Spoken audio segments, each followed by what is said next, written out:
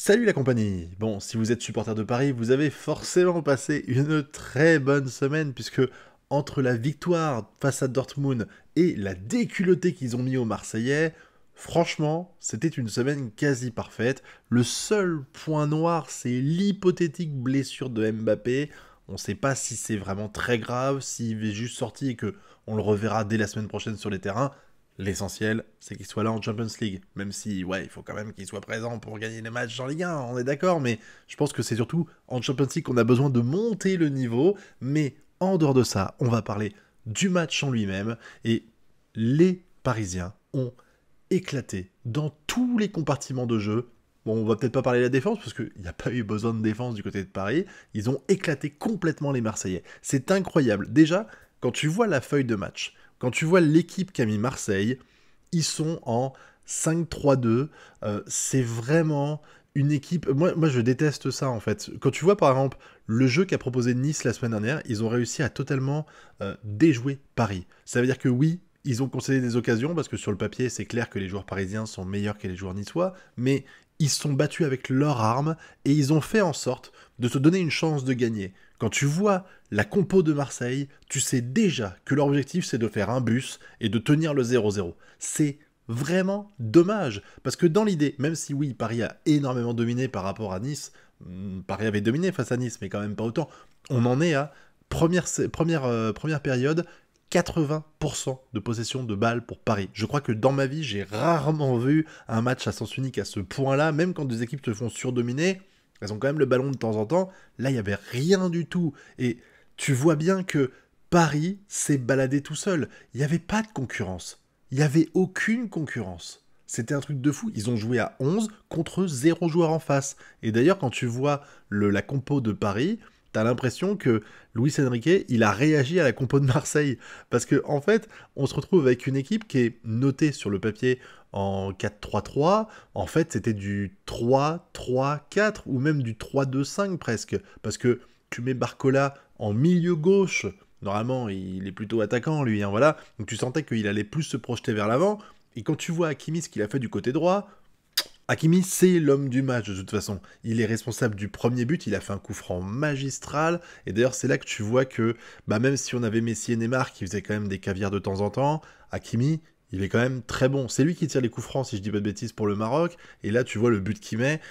Alors, il y a une erreur de la part du gardien pour moi qui met que 3 joueurs pour faire le mur, et tu vois qu'il en manquait un à gauche, parce qu'en fait Hakimi passe vraiment de ce côté juste à droite des joueurs, et du coup c'est comme ça qu'il marque. Je pense que tu aurais eu un quatrième joueur, ça serait pas passé.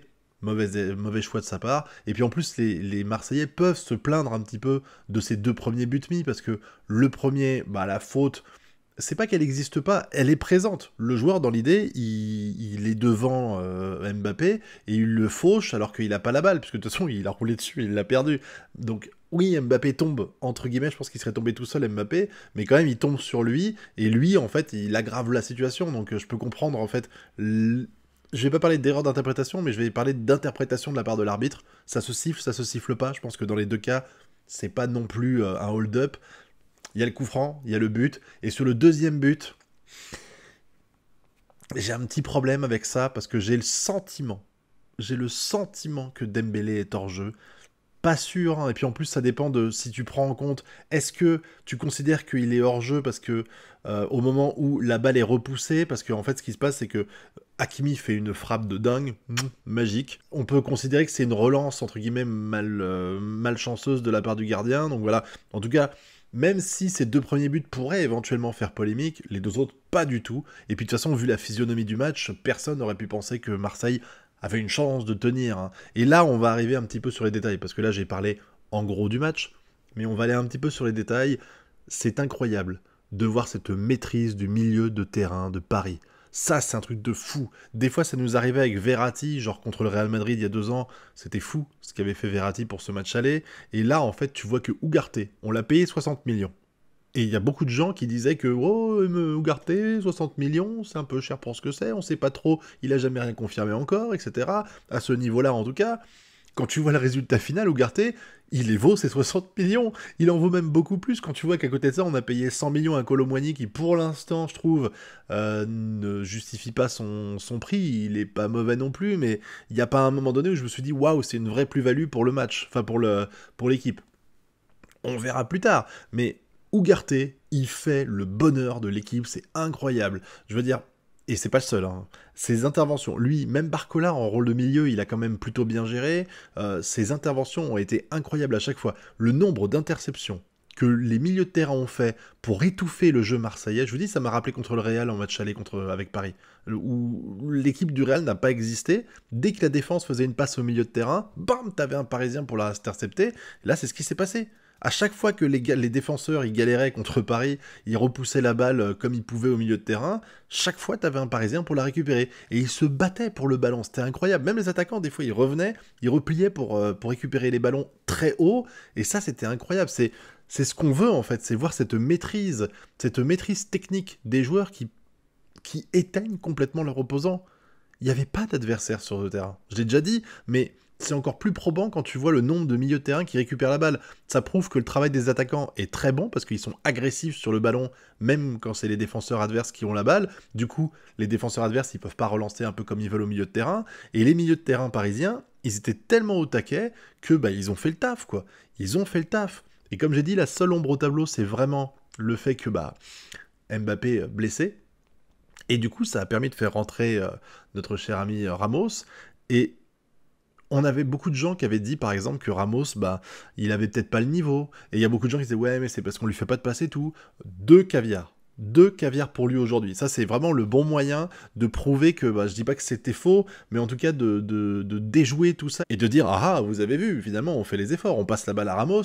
Bon, il l'aurait raté, ça aurait été grave pour lui, hein, je pense, en termes de confiance, mais le mec, ça fait quelques temps qu'il est là, il a été titulaire à plusieurs matchs, si je dis pas de bêtises, il avait pas encore mis de but. En tant qu'attaquant, que t'as quand même pas payé 2 euros, tu vois, ça la foutait mal. Donc le fait qu'il ait mis un doublé dans un classico face à un OM, qui a même s'il n'a pas existé, c'est quand même un classico, franchement, c'est une bonne chose et ça va peut-être permettre de vraiment le lancer et de lui permettre d'acquérir de la confiance. Premier but également de Dembélé, c'est cool, vraiment. Là, on a vraiment eu un jeu parisien qui était super agréable à regarder, et puis des attaquants marseillais qui ont quand même vachement lutté, hein, encore une fois. Bon, il y a eu la barre transversale, c'est vraiment l'action des Marseillais au début qui aurait pu causer préjudice à Paris et peut-être relancer l'équipe, mais comme ils ont tout raté, au final ils sont à 0 tir cadré pendant le match. Je crois qu'on finit, je dis peut-être une bêtise, mais je crois qu'on finit avec des chiffres de possession et compagnie qui sont vraiment dégueulasses pour eux.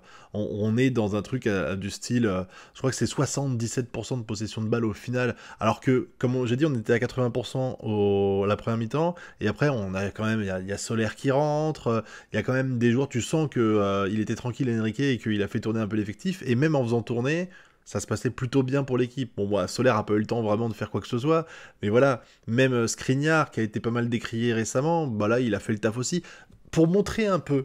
Et ça, je trouve que ça prouve la façon dont l'équipe se gère, c'est que t'as même en fin de match Marquinhos qui est en attaque. Marquinhos, capitaine, défenseur central, qui est censé être le dernier rempart de l'équipe. Le mec, il est lancé par Barcola, je crois, dans la surface adverse. Tu fais, mais putain, mais qu'est-ce qui se passe? C'est quoi ce match? C'était incroyable. Non, vraiment, on a eu une équipe parisienne qui a réussi à dominer le match avec une équipe marseillaise qui a été complètement fantomatique. Et ça, c'est peut-être la plus grosse déception qu'on peut avoir, c'est de voir des Marseillais qui sont si peu inspirés, avec un coach qui... T'avais rien à perdre. Je veux dire, j'ai conscience de ce qui se passe dans le club, que ils ont eu 15 jours et demi de repos, alors que Paris en a eu 4, parce que voilà, la C3, ça a eu lieu un peu plus tard que la C1. Fallait être qualifié en C1, hein, j'ai envie de dire. Voilà, je veux pas non plus faire chier et remettre les couteaux dans la plaie, mais les gars, fallait pas contre le Panathinaikos, et ça serait peut-être réglé aujourd'hui. Vous auriez joué le mercredi, Paris mardi, et puis voilà, c'était bon, hein, au lieu de jouer jeudi.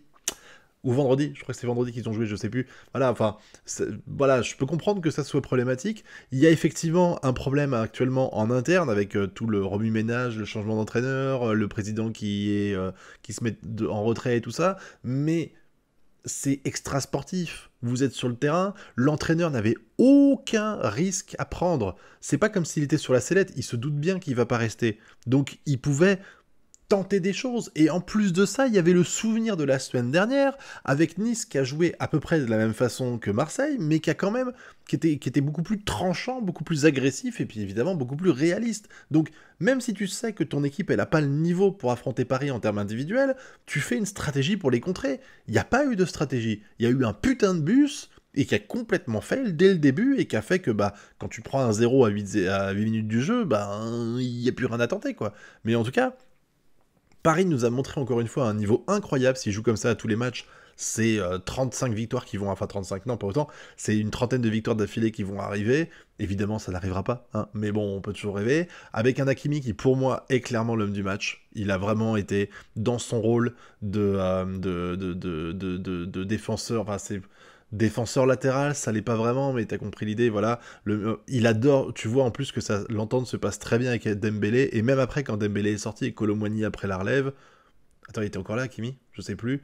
Mais si, je crois qu'il était pas... il est sorti après pour Danilo et je sais plus qui d'autre est rentré. Tu vois que lui, il est à l'aise avec n'importe qui. Tu le fous avec n'importe qui à droite, ça se passe bien, quoi. Bon, par contre, ça tournait complètement à droite le jeu parce que, ben, forcément, je pense que le fait que Mbappé soit fait sortir, se soit blessé, fait que le jeu a tout penché à droite avec Dembélé et tout ça, plus qu'à gauche, mais c'est pas vraiment un problème. De toute façon, tu vois là qu'il y a des solutions des deux côtés.